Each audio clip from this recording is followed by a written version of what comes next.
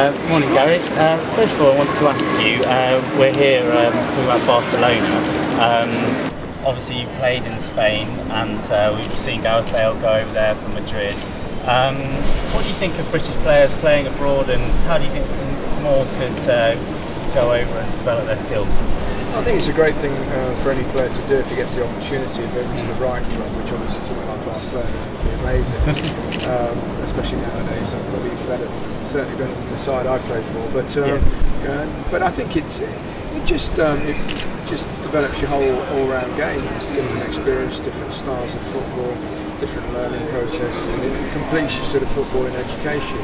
And I did it myself, so obviously I would encourage others to do so. So I had a good experience, and it's great that Gareth Bale has taken this opportunity, and I'm sure he'll benefit from it. Excellent. And just turning to England, then we're coming into a World Cup year. Who do you think it's going to be the surprise package in Roy Hodgson's squad? It's still quite early to say exactly who's coming in, but I think we've got one or two good young players, as we've seen Southampton lads creeping into the squad now. Jay Rodriguez, and we've got one short man as well that could well get in there. So lots of good young players coming through. We've still got the old guard. One thing England probably lack is in their peak, we've not got that many world-class players beyond Rooney. I see.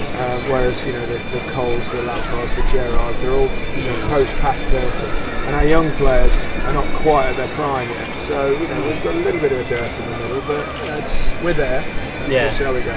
Coming through, and obviously you're involved in a number of grassroots projects. Are there any that sort of stick out that you think may translate into the professional game? I think we're making strides finally. It's taken a long time in terms of getting our development of young players right, or certainly moving in the right direction.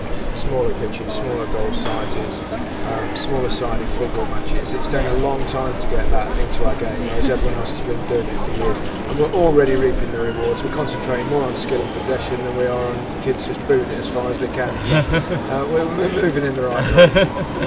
Okay, Twitter. Clearly, it's a big passion of yours.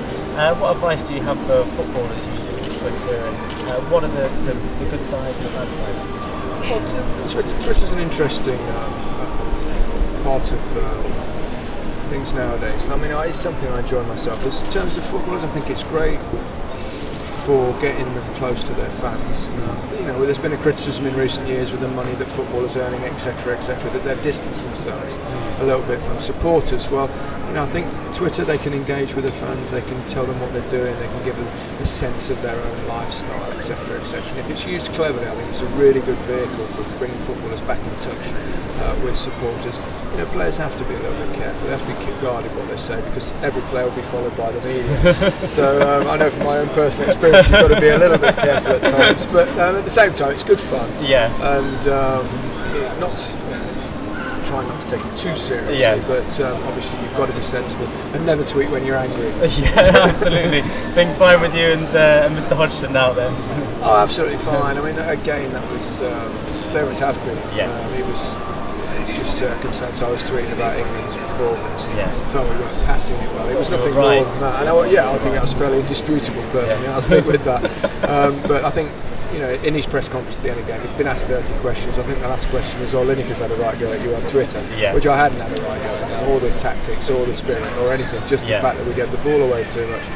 And so he bit a little bit, but we've spoken a couple of times about it. And, he understands, he actually agrees with what I say, so I showed him the tweets. And just finally, you have to ask it every week of your pundits, but who do you think is going to win the Premier League title, and can Arsenal go all the way? Well, first and foremost, despite the fact most of our pundits have continued to write Arsenal off, I don't. I think they've actually got a real chance, which is why I keep trying to get it out of them, because the more they say no, the great satisfaction I'll get if they're wrong at the end of the season. Although obviously being next to Tottenham, get that much satisfaction. But I've always admired the way Arsenal play under Wenger. I love his style of football. So it's interesting this season. Personally, if I had to pick someone now, put my life on the line, I'd probably go with City, Manchester City, but with no real confidence whatsoever. This season's was always going to be different. Yeah. It was always going to be interesting, and so it's proven to be. And your prediction for the East Midlands derby?